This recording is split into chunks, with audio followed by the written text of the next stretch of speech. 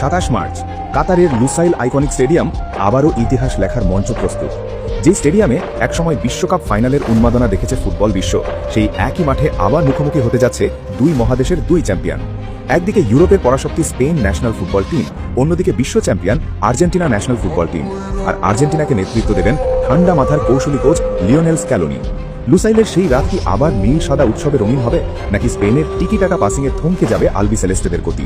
বড় ম্যাচ মানেই শুধু 90 মিনিটের খেলা নয়, এটা মানসিক শক্তির পরীক্ষা, কৌশলের লড়াই আর সঠিক স্কোয়াড বাছাইয়ের যুদ্ধ। চলুন তাহলে দেখে নেওয়া যাক কেমন সম্ভাব্য স্কোয়াড নিয়ে স্পেনের বিপক্ষে মাঠে নামতে পারে আর্জেন্টিনা। গোলপোস্টের নিচে কি থাকবেন বাঁশ পাখি এমিলিয়ানো মার্টিনেজ?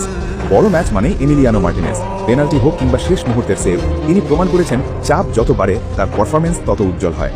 বর্তমানে অ্যাস্টন ভিলাতে দারুণ ফর্মে আছেন তিনি। প্রিমিয়ার লিগের ধারাবাহিক ভালো পারফরমেন্স তাকে আত্মবিশ্বাসে ভরিয়ে রেখেছে। স্পেনের দ্রুত আক্রমণ ঠেকাতে তার রিফ্লেক্স আর মানসিক দৃঢ়তা হবে আর্জেন্টিনার প্রথম শক্তি। সেন্টার ব্যাকের সম্ভাব্য জুটি ক্রিস্টিয়ানো রোমেরো ও লিসান্দ্রো মার্টিনেজ।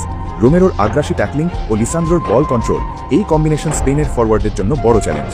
অনেকে তো বলেন বর্তমান সময়ে রোমেরো বিশ্বের সেরা ডিফেন্ডারদের একজন। অভিজ্ঞতার জায়গায় বিকল্প হিসেবে থাকবেন নিকোলাস ওতামেন্দি, যার বড় ম্যাচে অভিজ্ঞতা অমূল্য। বাম পাশে থাকবেন নিকোলাস ট্যাগলিয়াফিকো, যিনি রক্ষণ ও আক্রমণ দুদিকেই সমান কার্যকর। ডান পাশে গতিময় নাহুয়েল মোলিনা, তার ওভারল্যাপিং রান স্পেনের ডিফেন্সের চাপ তৈরি করতে পারে। মাঝমাঠি হবে এই ম্যাচের আসল যুদ্ধক্ষেত্র। সম্ভাব্য ত্রয়ী অ্যালেক্সিস ম্যাকালিস্টার, এনজো ফার্নান্ডেজ ও তরুণ প্রতিভা নিকো পাজ। ম্যাকালিস্টার বর্তমানে লিভারপুলের দুর্দান্ত ছন্দে আছেন। বল কন্ট্রোল, পাসিং, দূরপাল্লার শট সবকিছুতেই কার্যকর। এনজো ফার্নান্ডেজ চেলসিতে মাঝমাঠের ইঞ্জিন। তার ডিফেন্সিভ কভার ও আক্রমণ শুরু করার ক্ষমতা আর্জেন্টিনাকে ভারসাম্য দেবে। আর নিকো পাজ তরুণ হলেও সাহসী, সৃজনশীল, আত্মবিশ্বাসী। এতটাই ভালো খেলছেন যে রিয়াল মাদ্রিদ সিএফ ভবিষ্যতে তাকে দলে ফেরাতে পারে, এমন আলোচনা চলছে ফুটবল মহলে। বিকল্প হিসেবে থাকবেন পরিশ্রমী রদ্রিগো ডি পল ও অভিজ্ঞ লিয়ান্দ্রো পারেদেস। ডি পলের এনার্জি আর পারেদেসের লং পাস ম্যাচের গতিপথ বদলে দিতে পারে। এবার আসি আর্জেন্টিনার সবচেয়ে ভয়ঙ্কর অংশে, আক্রমণ ভাগে। এক পাশে ফুটবলের জাদুকর লিওনেল মেসি, বয়স বাড়লেও তার পাস, ড্রিবল, ফিনিশিং সবই এখনো বিশ্বমানের। গোল ও অ্যাসিস্ট দুদিকেই তিনি এখনো কার্যকর। অন্য পাশে দ্রুত গতির থিয়াগো আলমাদা, যিনি জায়গা তৈরি করতে ও ডিফেন্স ভাঙতে পারদর্শী। মাঝখানে থাকবেন গতিময় ও পরিশ্রমী জুলিয়ান আলভারেজ, প্রেসিং, গতি আর নিখুঁত ফিনিশিং তার বড় শক্তি। বিকল্প হিসেবে আছেন ভয়ঙ্কর গোল স্কোরার লাউতারো মার্টিনেজ, যিনি সুযোগ পেলেই গোল করতে জানেন। আর তরুণ বিস্ময় আলেখান্দ্রো গার্নাচো, গতি ও ড্রিবলিংয়ে প্রতিপক্ষকে ভোগাতে পারেন। এই আক্রমণ ভাগকে আটকানো কি সহজ হবে? স্পেনের ডিফেন্ডারদের জন্য এটা হতে পারে এক দুঃস্বপ্নের রাত।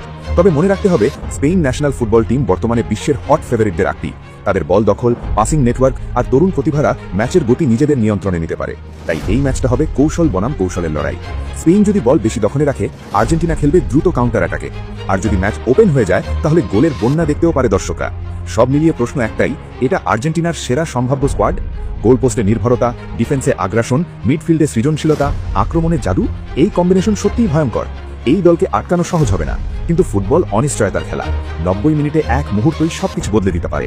লুসাইল আবার কাঁপবে, গ্যালারি গর্জে উঠবে, আর বিশ্ব তাকিয়ে থাকবে এই মহারণের দিকে। শেষ পর্যন্ত কে জিতবে? আর্জেন্টিনার জাদু নাকি স্পেনের নিখুঁত পাসিং?